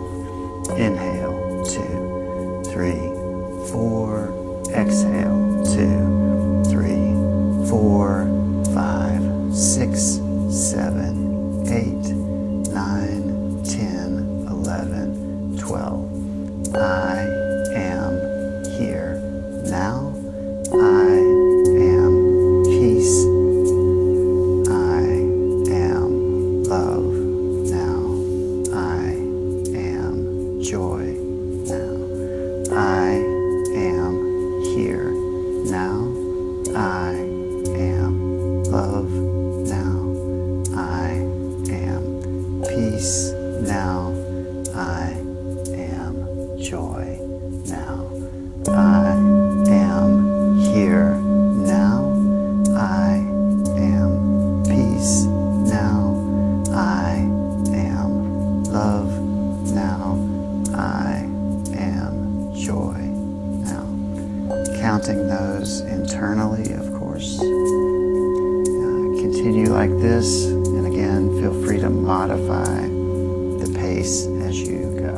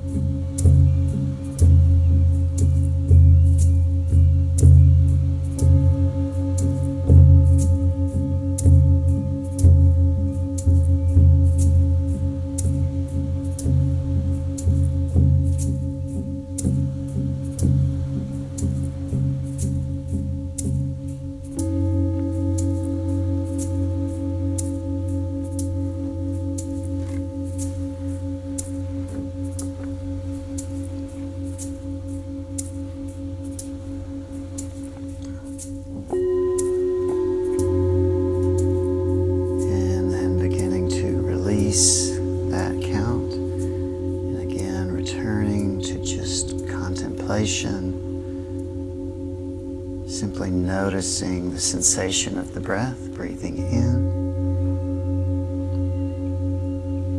and breathing out.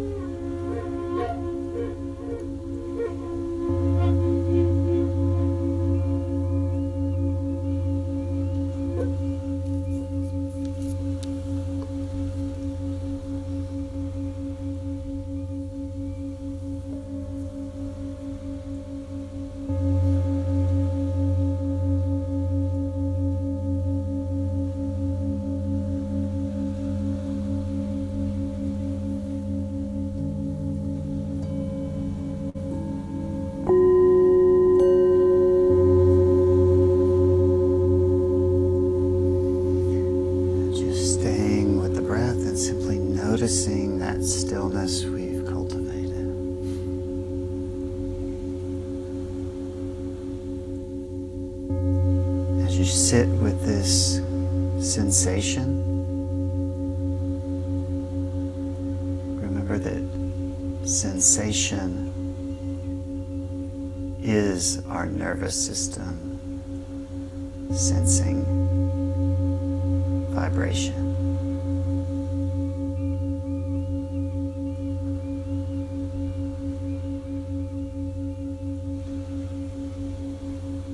So as you continue to inhale through the nostrils and exhale through the nostrils, maybe gently begin to scan the body,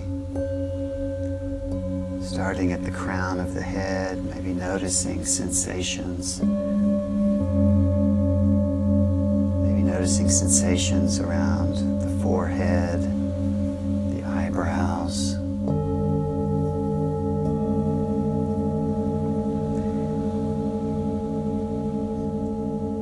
Directing your awareness perhaps to your nose. Again, noticing the sensations of the inhale and the exhale. Maybe notice the air on your cheeks and those sensations. Maybe noticing your lips. Sensations around the jaw area.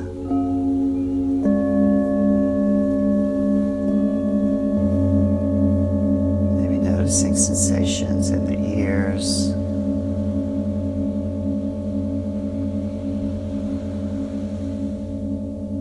Bringing your awareness down to your neck, noticing sensations there.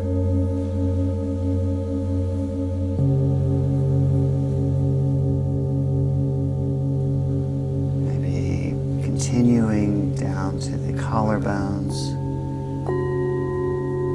The center of the collarbones out to your top of your shoulders. Just noticing any sensations.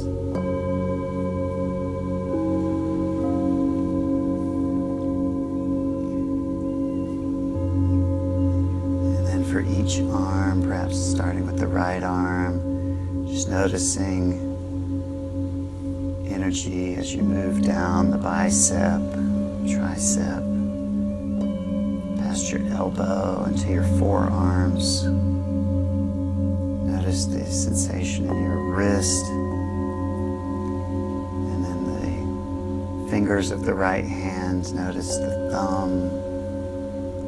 Trace the energies in your index finger. Trace the energies in your middle finger, your ring finger, pinky finger, the palm of the hand, and gently trace the awareness and the energies back up the right hand, right arm to the shoulder, moving back across the collarbone, and then the same on the left arm.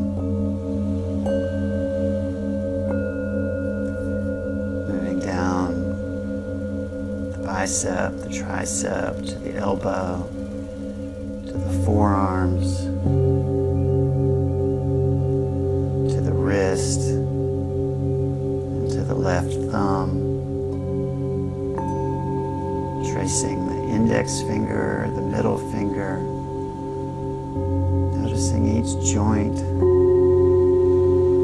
ring finger,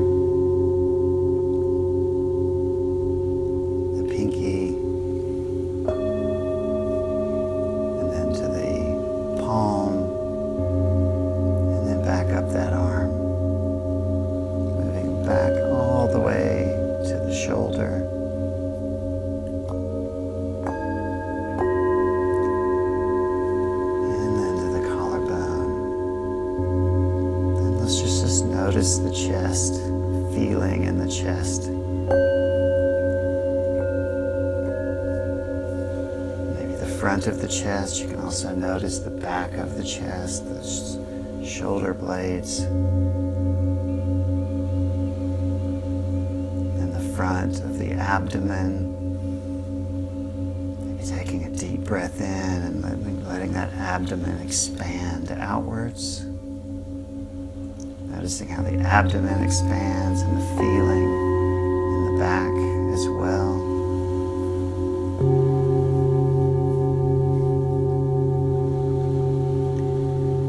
Then we're going to move to the hips. Just feeling that solidness as we're seated, perhaps.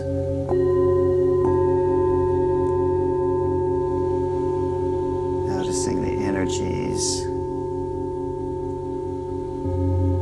in that area. And we're going to move down the leg, starting with the right leg, down the right thigh, down to the knee.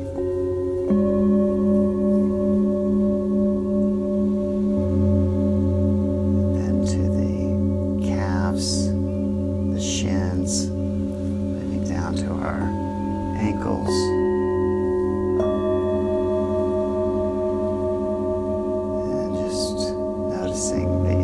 In your foot, maybe starting with the ball of the foot, noticing the arch, the bottoms of the feet.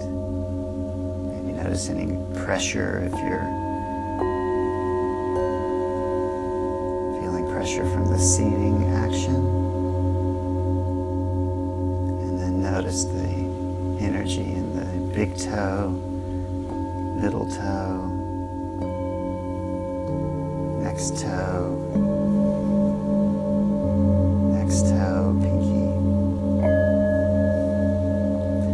and then tracing back up the leg, all the way coming back to the hip. And then we're going to move across that pelvis and buttocks and back to the other hip, tracing the energy down the spine, down the left leg, the thigh, down to the knee,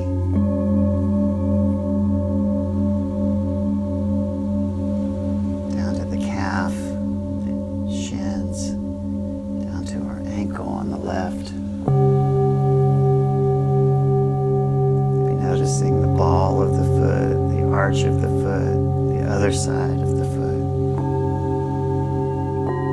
And then just noticing the energy in each of those toes.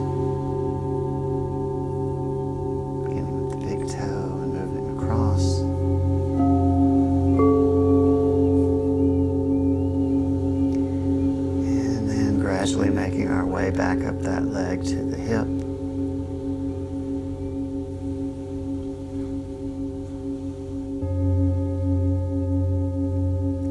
And then take your time and make your way back up the body. Just noticing sensation. That's all we're doing here, is noticing what is. Nothing more, nothing less. Just noticing the sensations as we move up the trunk of our body, back to our throat, back to the face, back to sensations in the head, and all the way back to the crown of our head. And let's just sit now. Made ourselves aware of those sensations in the body. Just notice perhaps the stillness that's there with those sensations. Again, if thoughts arise, simply notice. There's no reason or need to engage with those, realizing that those thoughts are impulses as well. We can simply notice those impulses. Observing and not engaging, we're creating a new energetic structure. Simply noticing.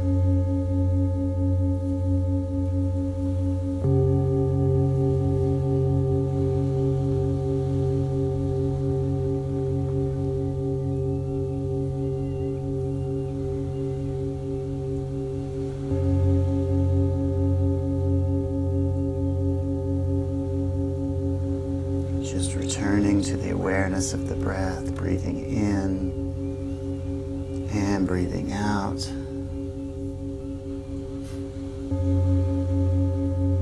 As you continue with that,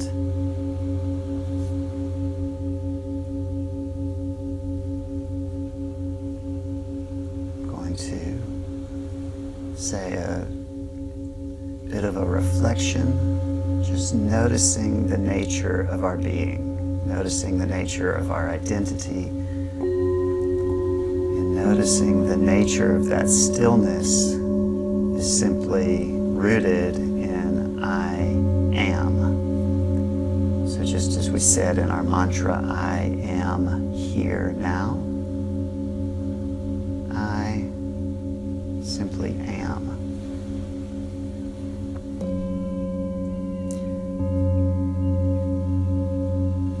So I'm realizing that I am not certain things as well.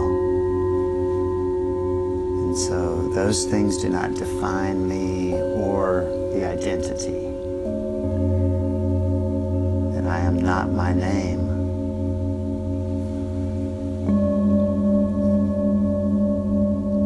I am not my job.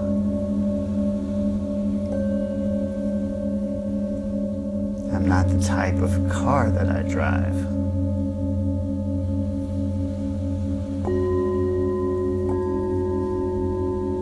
I'm not a religion. I'm not a race, an ethnicity. I'm not my gender.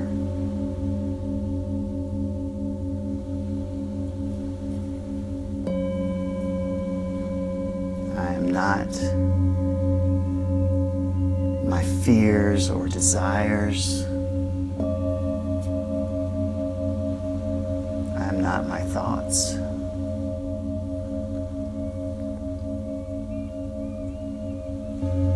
I'm not others' opinion of me.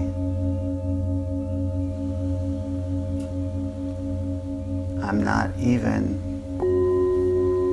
my opinion of myself. I simply am. So I notice that all of those other things are subject to change. But that which is unchanging is simply I am. I am.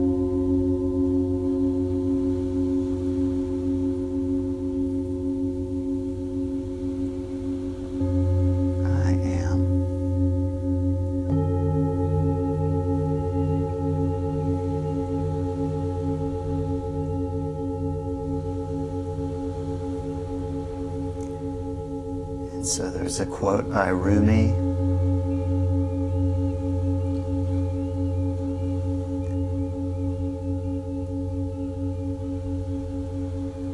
Rumi said,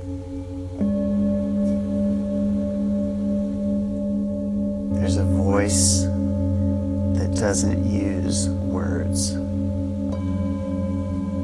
There's a voice that doesn't use words. Listen." There's a voice that doesn't use words. Listen.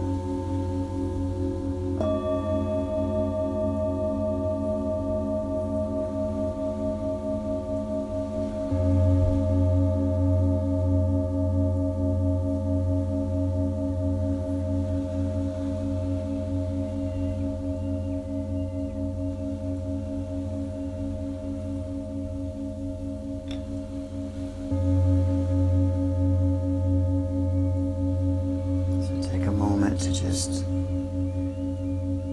notice the stillness that's been cultivated. Enjoy it. Enjoy the stillness, the relaxation, the peace of just abiding and resting in this here and now, resting in this I am. resting in the I am.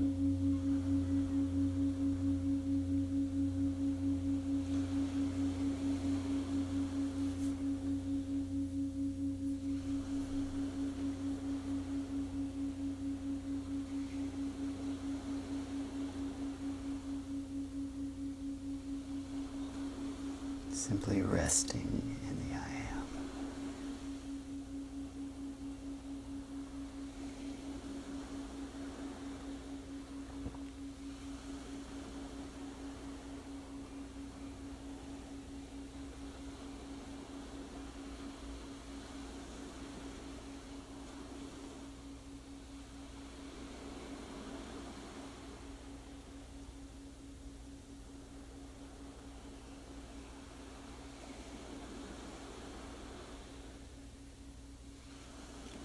So perhaps in your practice today you've noticed some things come up. Maybe you've noticed some energies, some emotions, things of that nature. And so I've found in my own journey that it's helpful to also release those things in the past.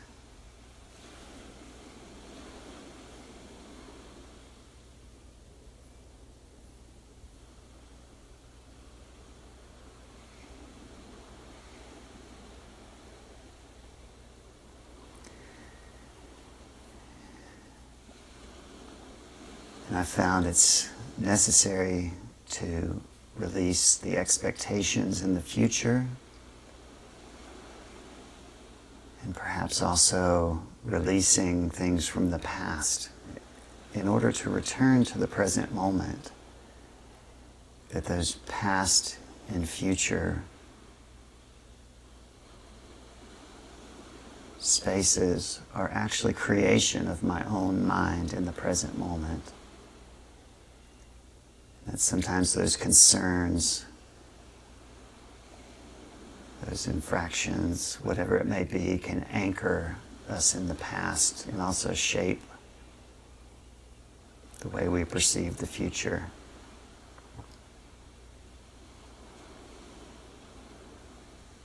That there's a freedom in simply returning to the present.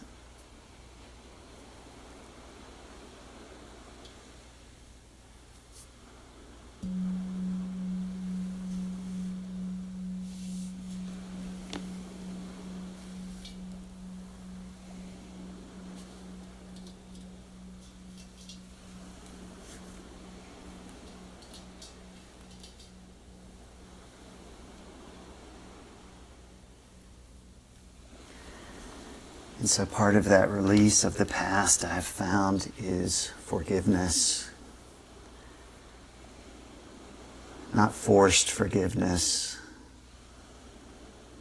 not a forgetting, not a foregoing of justice, but is simply a letting go of a weight.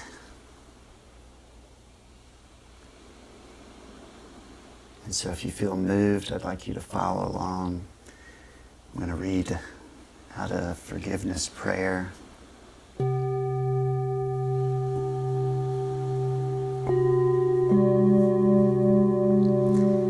this is kind of attributed to an ancient Buddhist forgiveness prayer. Slightly modified. It goes like this.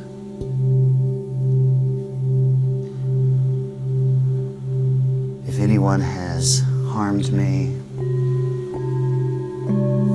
either knowingly or unknowingly, through their own confusions, through their own unconsciousness, through their own fear-based perceptions and ignorance, I forgive them.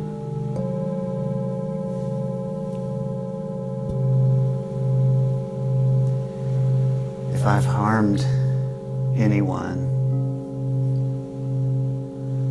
in any way, either knowingly or unknowingly, through my own unconsciousness, confusions, ignorance, or fear-based perceptions, stories.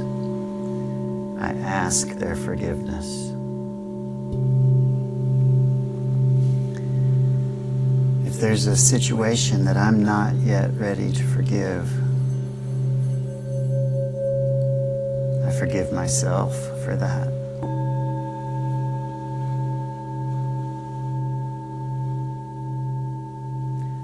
For any of the ways that I bring stress to my system, my being, my own stories, or fear-based perceptions or confusions, I forgive myself.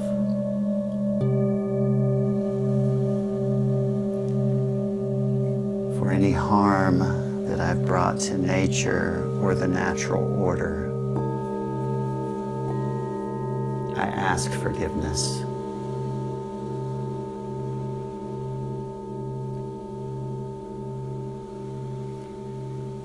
And for those things I struggle with,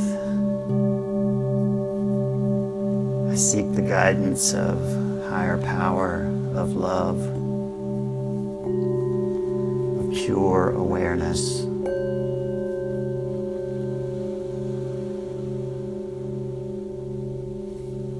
Who offers healing, forgiveness, and peace beyond my capacity.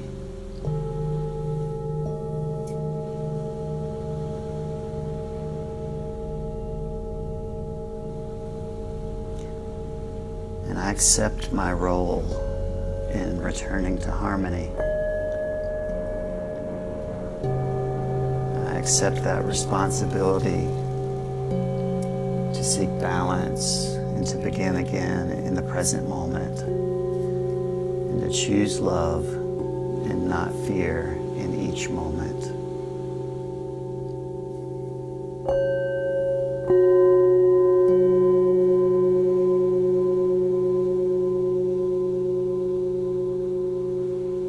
Returning to that potential for peace, love, joy, and bliss.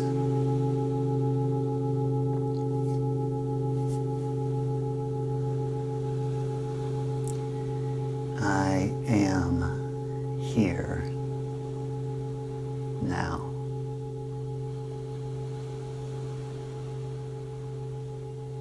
So just take this moment to release the future and the past. And just notice the stillness, the peace, the clarity that's here now in this moment.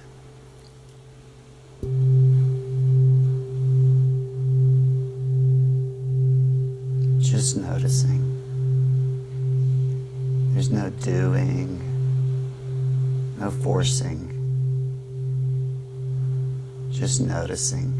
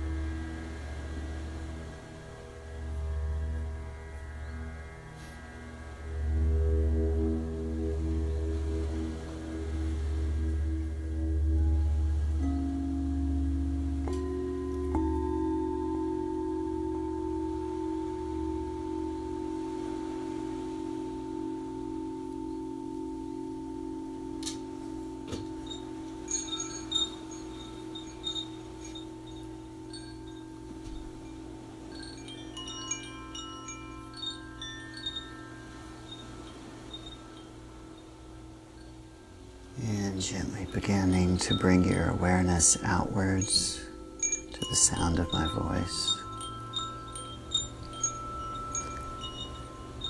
Maybe wiggling your fingers and toes a bit, bringing some motion back to your body.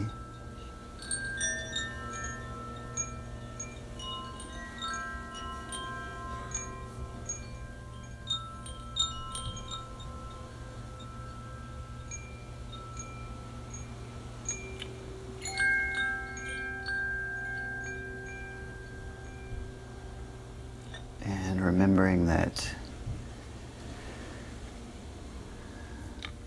with a deep practice like this, there may be energies that arise over the next few days. Maybe there will be triggers, maybe there'll be impulses that arise, maybe there'll be challenges, maybe there'll be bliss and renewed vigor. Just notice different energies that might be amplified over the next bit. Be sure to drink plenty of water and just give yourself the space to experience and to notice and process. And so I thank you for your practice today. I thank the Om Store for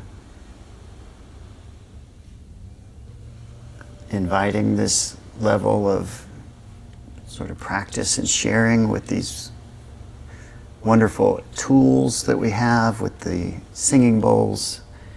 And I thank you all for joining. And so remember, you have this on recording, so if you'd like to sort of experience that in the future, you will have that. So I know that's a bit of maybe a deeper and more engaging practice that sometimes we're used to, but I hope you enjoyed, and then we can keep that going with our daily practice. So thank you for your comments. I see your comments there, so thank you for everyone that's stuck with us, and thank you for your practice, and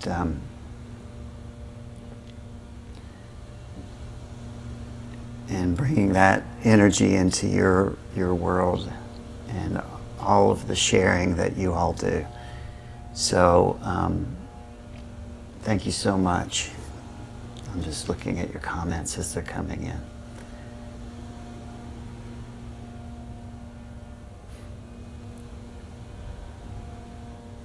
Thank you.